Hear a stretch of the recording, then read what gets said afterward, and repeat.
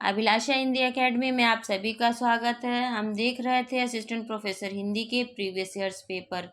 उसी क्रम में हम देखते हैं आज 2014 में परीक्षा आयोजित की गई थी। उत्तर प्रदेश उच्चतर शिक्षा सेवा आयोग परीक्षा 2014 असिस्टेंट प्रोफेसर हिंदी का व्याख्यात्मक हल प्रश्न पत्र। ये परीक्षा आयोजित हुई थी 14/2/2015 को। कामायनी के संदर्भ में असत्य कथन को चिन्हित कीजिए। यह कृति अभेदमूलक अद्वैतवाद का शंखनाद करती है। यह नारी सृष्टि के लिए संजीवनी है।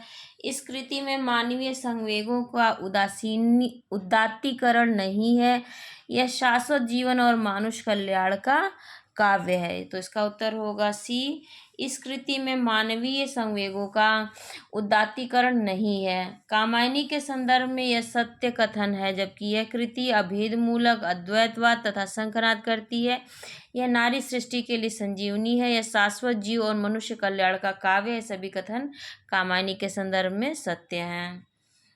दूसरा प्रश्न है, भरत मुनि के रस सूत्र की अनुमितिवाद पर आधारित व्याख्या किस आचार्य ने की है? तो अभिनवगुप्त, भट्टनायक, भट्टलोल्लट या शंकुक। तो इसका उत्तर होगा डी। भरत मुनि के रस सूत्र की अनुमितिवाद पर आधारित व्याख्या आचार्य शंकुक ने की है। रस सूत्र के व्याख्याता आचार्य एवं उनके सिद्धांत इस प्रकार हैं। भट्टलोल्लट उत्पत्तिवाद या आरोपवाद, शंकुक का अनुमितिवाद, भट्टनायक का भुक्तिवाद या भोगवाद और अभिनवगुप्त का अभिव्यक्तिवाद। तीसरा प्रश्न है, निम्नलिखित कवियों को उनके जीवन कालानुसार आरोही क्रम में व्यवस्थित कीजिए। केशव, सेनापति, देव या पद्माकर। तो यही क्रम इसका सही होगा। निम्नलिखित कवियों को उनके जीवन कालानुसार आरोही क्रम में इस प्रकार होगा। केशव 1555 से 1627, सेनापति 1589, देव 1673 और पद्माकर 1753। केशव 1555, सेनापति 1589, देव 1673 और पद्माकर 1753। संगत युग्म का चयन कीजिए। काव्य प्रकाश आनंदवर्धन, काव्यादर्श भामा, काव्यालंकार सूत्र वामन, काव्यालंकार दंडी। तो ये सही युग्म है काव्यालंकार सूत्र वामन का। काव्य प्रकाश की रचना मम्मट ने की है। काव्यादर्श दंडी की रचना है। काव्यालंकार सूत्र वामन की और काव्यालंकार भामा की है। काव्यालंकार सूत्र वामन और काव्यालंकार भामा। निम्नलिखित कथनों पर विचार कीजिए। प्रयोगवाद का अधिक ध्यान कला केंद्रित था। प्रगतिवाद और प्रयोगवाद के द्वंद्व से नई कविता तथा साहित्य के अन्य रूप सामने आए। प्रयोगवाद में सामाजिक समस्याओं को नज़रअंदाज नहीं किया गया। उपर्युक्त में से कौन से कथन सत्य हैं? 1 और 2, केवल 2, 2 और 3, 1 और 3। तो इसका उत्तर होगा ए। 1 और 2 कथन सही हैं, यानी कि प्रयोगवाद का अधिक ध्यान कला केंद्रित। दूसरा, प्रगतिवाद और प्रयोगवाद के द्वंद्व से नई कविता तथा साहित्य के अन्य रूप सामने आए। व्याख्या दीजिए। प्रयोगवाद का अधिक ध्यान कला केंद्रित था। प्रगतिवाद और प्रयोगवाद के द्वंद्व से नई कविता तथा नए साहित्य के अन्य रूप सामने आए। उपर्युक्त कथन 1 और 2 सत्य है। रैदास किसके गुरु थे? मलुकदास, हरिदास, लालदास या मीराबाई। तो रैदास मीराबाई के गुरु थे।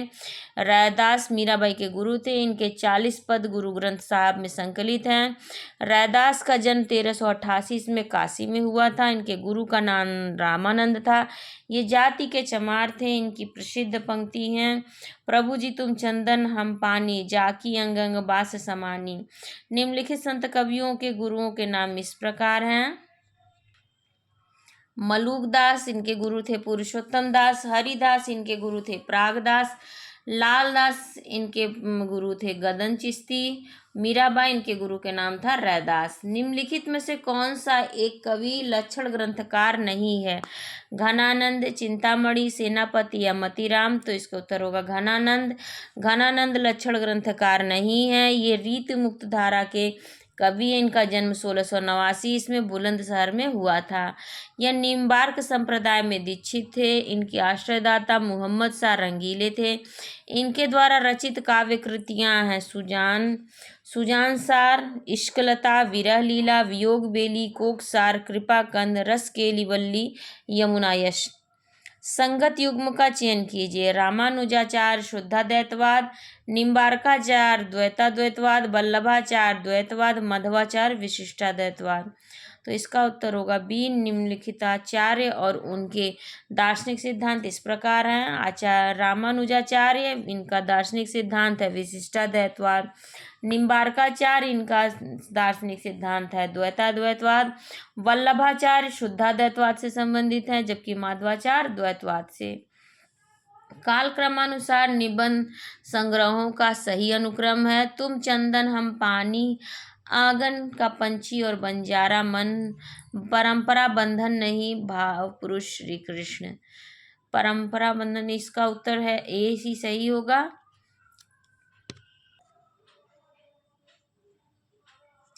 विद्यानिवास मिश्र के प्रमुख निबंधों का कालक्रम इस प्रकार है। तुम चंदन हम पानी 1957, आंगन का पंछी और बंजारा मन 1963, परंपरा बंधन नहीं 1976, भाव पुरुष श्री कृष्ण 1990। ये देखिए स्थापना और तर्क वाला प्रश्न आ गया। स्थापना प्रगतिवाद, सामूहिकता, वर्ग संघर्ष, सर्वहारा की विजय को लेकर चला है। तर्क, क्योंकि यह मार्क्सवाद पर आधारित था। इसका कूट होगा ए सही आर गलत, ए और आर दोनों सही, ए और आर दोनों गलत, ए गलत आर सही। तो इसका उत्तर होगा बी, ए और आर दोनों सही। इसकी व्याख्या, प्रगतिवाद सामूहिकता, वर्ग संघर्ष और सर्वहारा की विजय को लेकर चला क्योंकि वह मार्क्सवाद पर आधारित था। उपर्युक्त कथन ए और आर दोनों सही हैं। प्रस्तुत काव्य पंक्तियों के रचयिता का नाम चिन्हित कीजिए। कितने हृदयों के मधुर मिलन, क्रंदन करते वन विरह कोक। ये पंक्तियां हैं पंत की, अज्ञेय की, प्रसाद की या निराला की। तो इसका उत्तर होगा सी, कितने हृदयों के मधुर मिलन, क्रंदन करते वन विरह कोक। उपर्युक्त पंक्ति जयशंकर प्रसाद द्वारा लिखित है। निम्नलिखित रचनाकारों की काव्य पंक्तियां इस प्रकार हैं। पंत की है, अरुण अधरों की पल्लव प्रात, मोतियों सा हिलता हिमहास। महादेवी वर्मा की, वे मुस्कुराते फूल नहीं जिनको आता है मुरझाना, वे तारों के दीप नहीं। प्रसाद की पंक्तियां हैं, मेरा अनुराग फैलने दो नभ के, अभिनव कलरों में बन किरण कभी आ जाना। निराला की पंक्तियां होगी जय हे पुरुषोत्तम नवीन। रामचरितमानस के उत्तरकांड के संबंध में सत्य कथन है। इसमें राम के लोकाश्रयी आनंद का चित्रण है। यह कवि की कालजयी रचना का समापन बिंदु है। इसमें शैव और वैष्णव मतों का समन्वय दृष्टिगत होता है। इस कांड में कवि ने युगीन समस्याओं का उचित तथा सर्वग्राही समाधान दिया है। तो इसका उत्तर होगा डी, इस कांड में कवि ने युगीन समस्याओं का उचित तथा सर्वग्राही समाधान दिया है। यह कथन असत्य है क्योंकि इस कांड में युगीन समस्याओं का उचित तथा सर्वग्राही समाधान का चित्रण किया गया है। 13वां प्रश्न इस प्रीवियस ईयर्स पेपर का, असत्य कथन को चिन्हित कीजिए। श्रद्धा कामायनी का तीसरा सर्ग है। राम की शक्ति पूजा राम कथा से संबंधित रचना है। कुकुरमुत्ता में छायावादी शब्दावली का विनिषेध है। अंधेरे में कविता चांद का मुंह टेढ़ा है में संकलित नहीं है। तो इसका उत्तर होगा डी, यही कथन असत्य है। अंधेरे में कविता चांद का मुंह टेढ़ा है में संकलित है, यह कथन असत्य है। जबकि श्रद्धा कामायनी का तीसरा सर्ग है। राम की शक्ति पूजा राम कथा से संबंधित रचना और कुकुरमुत्ता में छायावादी शब्दावली का निषेध है, सभी कथन सत्य हैं। अंधेरे में मुक्तिबोध की लंबी कविता है, जबकि चांद का मुंह टेढ़ा कविता संग्रह है जिसमें भूल गलती पता नहीं, ब्रह्म राक्षस से लकड़ी का रावण, डूबता चांद, मुझे पुकारती हुई पुकार, मुझे याद आते हैं, मुझे मालूम नहीं आदि कविताएं संग्रहित हैं। निम्नलिखित काव्य पंक्तियों के संबंध में कौन सा कथन सही नहीं है। आयो घोष बड़ो व्यापारी, ताद खेप गुण ज्ञान जोग, ब्रज में आय उतारे। ए, यहाँ गोपियाँ उद्धव पर व्यंग करती हैं। प्रथम पंक्ति में श्लेष अलंकार है, ब्रज भाषा का प्रयोग किया गया है। यहाँ खेप का अर्थ माल का बोझ है। तो इसका उत्तर होगा बी, प्रथम पंक्ति में श्लेष अलंकार का प्रयोग कहा गया है। यह कथन गलत है क्योंकि इसमें श्लेष अलंकार नहीं है। उपदेश रसायन रास के रचनाकार हैं कवि विद्याधर, सारंगधर, धनपाल, जिनदत्त सूरी। तो इसका उत्तर होगा डी। उपदेश रसायन रास के रचनाकार जिनदत्त सूरी हैं। यह 12वीं शताब्दी में रचित जैन रास परंपरा का प्रथम ग्रंथ माना जाता है। यह अपभ्रंश भाषा का प्रथम रास काव्य है। यह 80 पद्यों का नृत्य गीत रास लीला काव्य है। भारतेंदु हरिश्चंद्र कृत कौन सा नाटक अनुदित रचना है? वैदिकी हिंसा, हिंसा न भवती, चंद्रावली, विद्या सुंदर, अंधेर नगरी। तो इसका उत्तर होगा सी, विद्या सुंदर।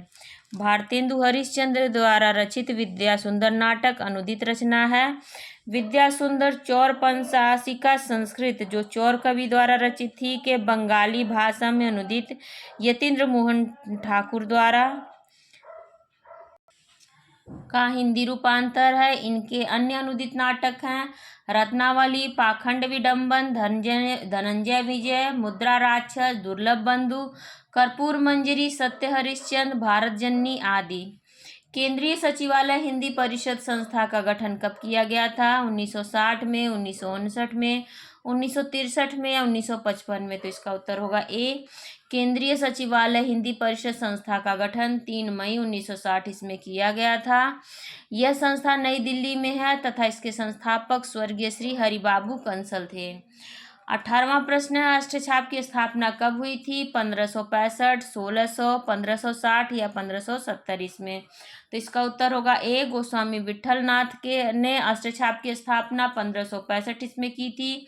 उन्होंने वल्लभाचार्य के 4 शिष्यों और 4 अपने शिष्यों को मिलाकर अष्टछाप की स्थापना की थी। निम्नलिखित 8 कवि अष्टछाप के इस प्रकार हैं। कुंभन दास, सूरदास, परमानंद दास, कृष्णदास। ये चारों शिष्य वल्लभाचार्य के थे। गोविंद स्वामी, छीत स्वामी, चतुर्भुज दास और नंददास ये विठलनाथ के शिष्य थे। हिंदी की प्रथम प्राचीनतम आत्मकथा है मेरी जीवन यात्रा, मेरी आत्मकहानी, आत्मकथा या अर्धकथा। तो इसका उत्तर होगा डी। हिंदी की प्रथम प्राचीनतम आत्मकथा अर्धकथा है। सन 1641 इसमें बनारसी दास जैन ने ब्रजभाषा पद्य में अर्धकथा की रचना की है। आधुनिक ढंग की हिंदी की प्रथम आत्मकथा बाबू श्याम सुंदर दास द्वारा लिखित मेरी आत्मकहानी है जो 1941 में है। विखंडन समीक्षा प्रणाली के जन्मदाता है रोनाल्ड बर्थ, देरिदा, स्पिनगार, रॉबर्ट पेन, वारेन। विखंडन समीक्षा प्रणाली के जन्मदाता लाक देरिदा थे। इनके ग्रंथ हैं of grammatology, right and difference. Maithili Sharan Gupt की कौन सी रचना महाभारत से संबंध नहीं है? वन वैभव, शक्ति, वक संहार, सैरंध्री। तो इसका उत्तर होगा बी, शक्ति। मैथिली शरण गुप्त की शक्ति रचना महाभारत संबंधी नहीं है, जबकि वन वैभव, वक संहार, सैरंध्री महाभारत संबंधी रचना है। दुल्हिन अगिया काहे न धोवाई इस पंक्ति में कौन सा अलंकार है? वक्रोक्ति, श्लेष, रूपकातिशयोक्ति, दृष्टांत। तो इसका उत्तर होगा सी। दुल्हिन अगिया काहे न धोवाई पंक्ति में रूपकातिशयोक्ति अलंकार है। जहाँ केवल उपमान के वर्णन से उपमेय का बोध कराया जाए वहाँ रूपकातिशयोक्ति अलंकार होता है। लिपियों का सही विकास क्रम है सूत्र लिपि, प्रतीकात्मक लिपि, चित्रलिपि, भावमूलक लिपि। तो देखिए सबसे पहले चित्रलिपि का विकास हुआ तो इसका उत्तर होगा सी, चित्रलिपि, सूत्रलिपि, प्रतीकात्मक लिपि, भावमूलक लिपि और ध्वनिमूलक लिपि। तो लिपियों का सही विकास क्रम है चित्रलिपि, सूत्रलिपि, प्रतीकात्मक लिपि, भावमूलक लिपि, ध्वनिमूलक लिपि। 21वां प्रश्न है खुसरो का लक्ष्य जनता का मनोरंजन था पर कबीर धर्मोपदेशक थे। यह उक्ति किसकी है? डॉक्टर नगेंद्र, आचार्य रामचंद्र शुक्ल, आचार्य हजारी प्रसाद द्विवेदी या डॉक्टर राम कुमार वर्मा। तो ये है आचार्य रामचंद्र शुक्ल का कथन। खुसरो का लक्ष्य जनता का मनोरंजन था पर कबीर धर्मोपदेशक थे। खुसरो का लक्ष्य जनता का मनोरंजन था पर कबीर धर्मोपदेशक थे। यह उक्ति आचार्य रामचंद्र शुक्ल की है। शुक्ल जी ने 1929 इसमें हिंदी साहित्य का इतिहास नामक ग्रंथ लिखा। यह नागरी प्रचारणी सभा द्वारा हिंदी शब्द सागर की भूमिका में हिंदी साहित्य का विकास नाम से प्रकाशित हुआ था। यदि उपमेय उपमान में बिंब प्रतिबिंब भाव हो तो अलंकार होता है। विभावना, दृष्टांत, उत्प्रेक्षा या दीपक तो उस बिंब प्रतिबिंब भाव हो तो दृष्टांत अलंकार होता है। यदि उपमेय उपमान में बिंब प्रतिबिंब भाव हो तो दृष्टांत अलंकार होता है। जहाँ कारण के बिना कार्य की उत्पत्ति हो जाए वहाँ विभावना अलंकार होता है। जहाँ उपमेय में उपमान की संभावना या कल्पना कर ली जाए वहाँ उत्प्रेक्षा अलंकार होता है। जहाँ उपमेय और उपमान में भेद रहित आरोप किया जाता है वहाँ रूपक अलंकार होता है। निम्नलिखित काव्य पंक्तियों को उनको कवियों के साथ सुमेलित करिए। विष्णु का मैं ही सुदर्शन प्रसाद, सुदर्शन चक्र हूँ प्रसाद, तरल आकांक्षा से भरा सो रहा आशा का आह्लाद, आगे विश्वास मलय में मिलकर ग्रह पथ में टकराएगा निराला, मैं इस बरगद के पास खड़ा हूँ मुक्ति बोध। और देखिए ये कूट दिया हुआ है, हम सीधे देखते हैं मिलान क्या सही होगा। कवि और उनके काव्य पंक्तियों का सही सुमेलन। विष्णु का मैं ही सुदर्शन चक्र हूँ ये निराला का कथन है। तरल आकांक्षा से भरा सो रहा आकाश का आह्लाद ये प्रसाद की पंक्तियां हैं। विश्वास मलय में मिलकर ग्रह पथ में टकराएगा ये अज्ञेय की पंक्तियां हैं। मैं इस बरगद के पास खड़ा हूँ ये मुक्तिबोध की पंक्तियां हैं। करुणा को ही एकमात्र रस किसने माना है? भोज, भामह, भरत मुनि या भवभूति। करुणा को, इसका उत्तर होगा डी भवभूति।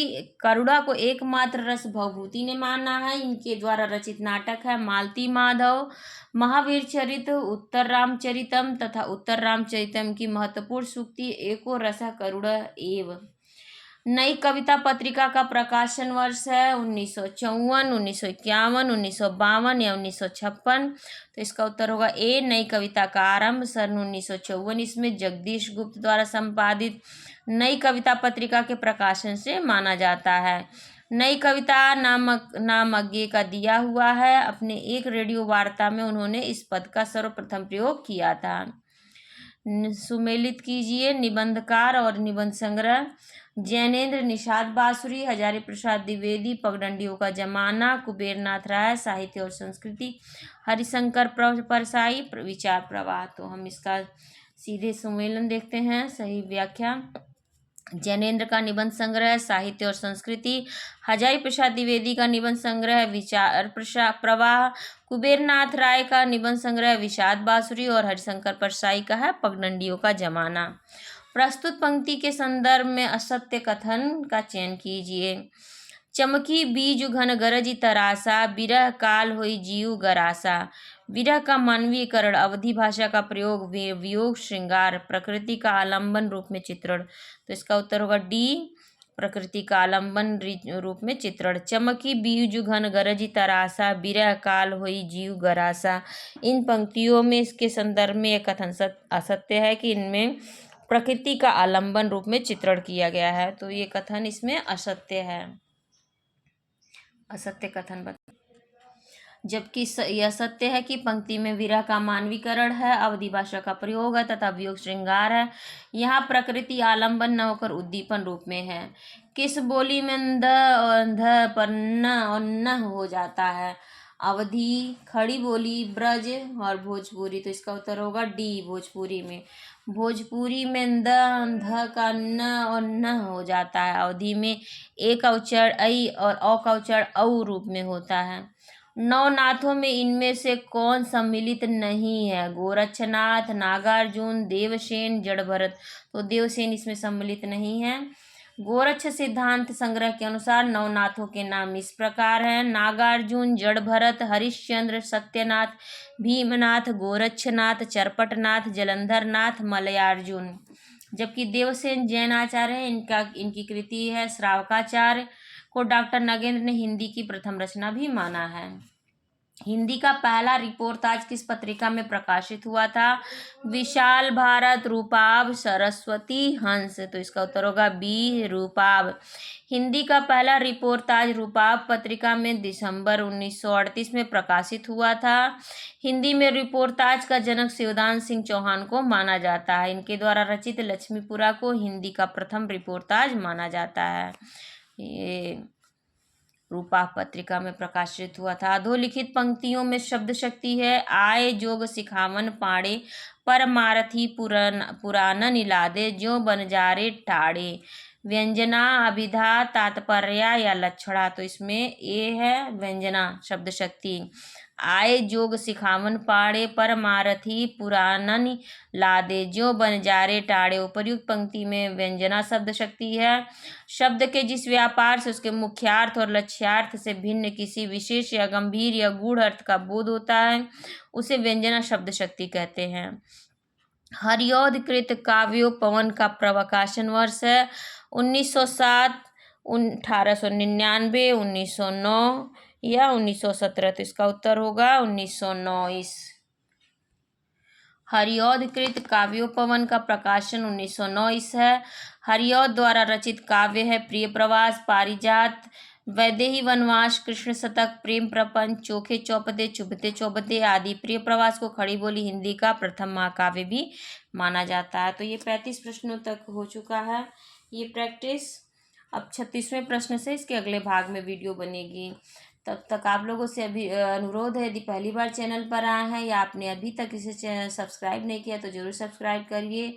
इस वीडियो को, इस क्लास को ज़रूर आप अपने एजुकेशनल ग्रुप में ज़रूर शेयर करिए। कोई प्रश्न हो या सुझाव हो तो कमेंट सेक्शन में ज़रूर दीजिए। और आप सभी का बहुत बहुत धन्यवाद। असिस्टेंट प्रोफेसर में लगी हुई सभी कहानियाँ, सभी निबंध और सभी नाटकों की प्लेलिस्ट मेरे चैनल पर बनी हुई है। आप एक साथ उन्हें देख सकते हैं।